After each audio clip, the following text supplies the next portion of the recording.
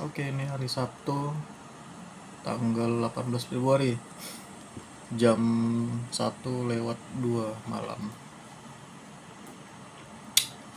Nah, di video kali ini aku pengen bahas soal benda ini. Benda kecil tapi bisa bikin AC kalian itu gak dingin. Kalau misalnya ini rusak ya. Oke. Jadi itu ini namanya thermistor. Nah, ini namanya thermistor. Fungsinya atau kegunaannya, dia ini memerintahkan untuk si kompresor ataupun outdoor mati dengan otomatis. Begitu juga sebaliknya, dia bakalan hidup juga secara otomatis. Nah, ini nih yang memerintahkan nih. Fungsinya ini tuh dia kan ada dua nih. Yang satu ini namanya untuk membaca suhu pipa. Nih, yang bulat nih. Nah, ini untuk membaca suhu pipa.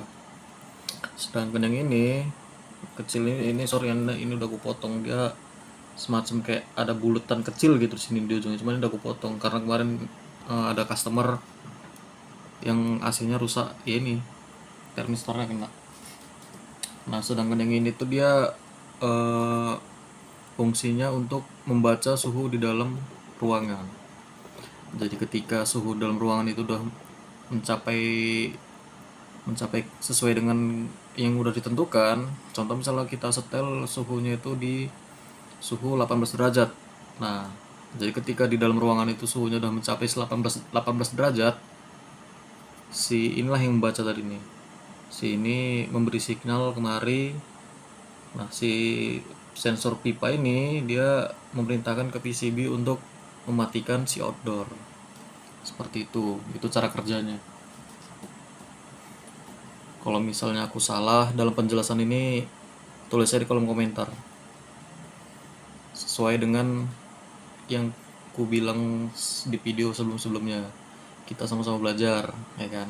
Bukan menggurui. Kenapa tadi ku bilang benda sekecil ini bisa membuat AC kalian nggak dingin ketika ini rusak? Sama seperti juga yang tadi aku jelasi, fungsinya ini untuk mematikan dan menghidupkan outdoor secara otomatis. Nah, ketika ini rusak, otomatis tuh si outdoor itu bekerja nggak jadi maksimal.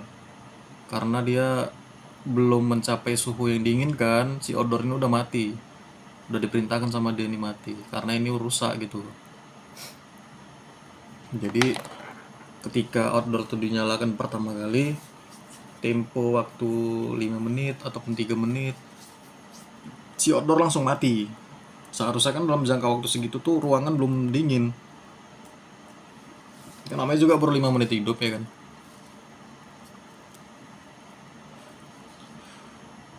Nah, langkah awalnya itu untuk kalian menggantinya cukup gampang. Ini aku kasih screenshot foto letak atau posisi si termisnya ini sendiri ya. Seperti ini contohnya.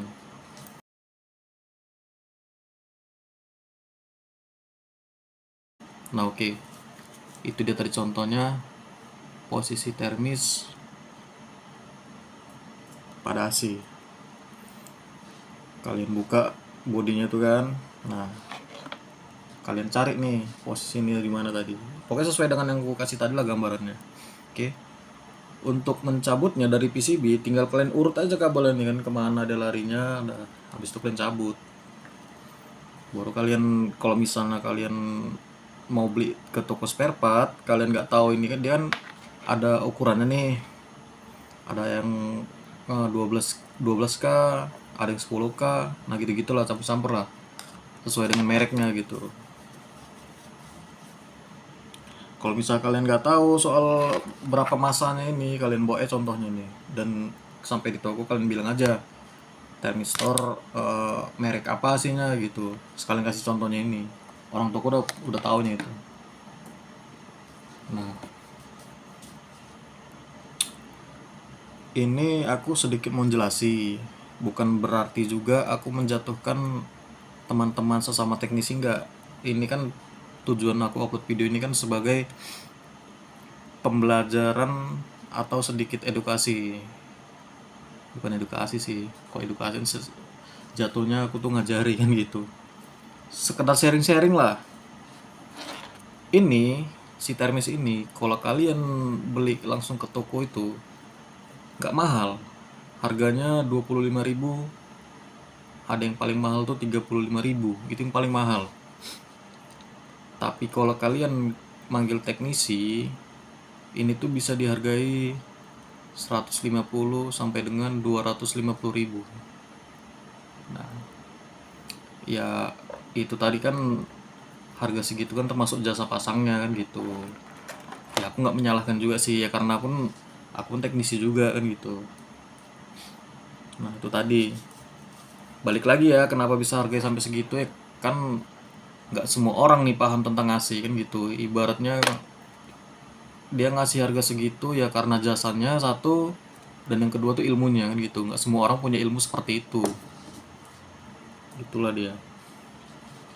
Jadi kan kalau misalnya kalian ini mengganti sendiri, kalian beli sendiri di toko harga 25.000, kalian pasang sendiri, bayangin coba berapa ratus ribu kalian hemat duit kan gitu. Nah,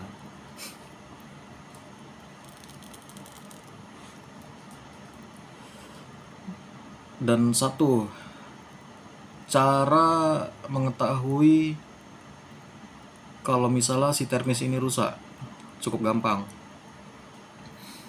Kalian keluar menuju unit outdoor ataupun mesinnya ataupun kompresor. Nah, pada saat AC hidupnya, indoornya hidup, kalian keluar lihat outdoornya itu menyala atau tidak. Nah, di sini pun yang aku bilang tadi terakhir menyala atau tidak, ini ada dua pembagian lagi nih, pembagian kerusakan lagi nih. Dia bisa jadi si termis rusak, satu lagi kapasitor. Nanti kapasitor aku bikin video sendiri ya, membahasnya itu sendiri lah gitu. Untuk membedakannya mana kerusakan kapasitor ataupun mana kerusakan termistor cukup gampang. Kalian keluar lihat unit outdoor. Kalau misalnya si termis ini rusak, dia hanya kompresor yang mati. Namun pennya itu, kipas outdoornya itu tetap nyala. Oke. Sekali lagi kulangin ya. Kalau misalnya si termistor ini rusak, dan cara menandai ini rusak cukup gampang. Kalian keluar lihat unit outdoor, kompresornya mati atau menyala. Kalau ini rusak, otomatis tuh kompresor mati. Yang hidup tuh cuman kipas pennya itu aja, pen outdoornya aja yang hidup. Nah seperti itu, cukup gampang kan? Ya setidaknya kan daripada kalian manggil teknisi, ya ini balik lagi ya, disclaimer dulu ya, bukan berarti aku ini menjatuhkan sesama teknisi, bukan. Ini hanya sekedar sharing-sharing saja. Nah, kalau kalian bisa menggantinya sendiri, kenapa harus manggil-manggil teknisi kan gitu. Satu, irit waktu. Kedua, irit biaya juga kan gitu. Oke lah. Mungkin di video kali ini cuman ini aja yang bisa aku sharing ke kalian. Ya, semoga bermanfaat kan gitu. Nah, di video selanjutnya nanti aku bakal membahas soal kapasitor. Oke. Udah, cukup di sini aja ya. Jangan lupa subscribe.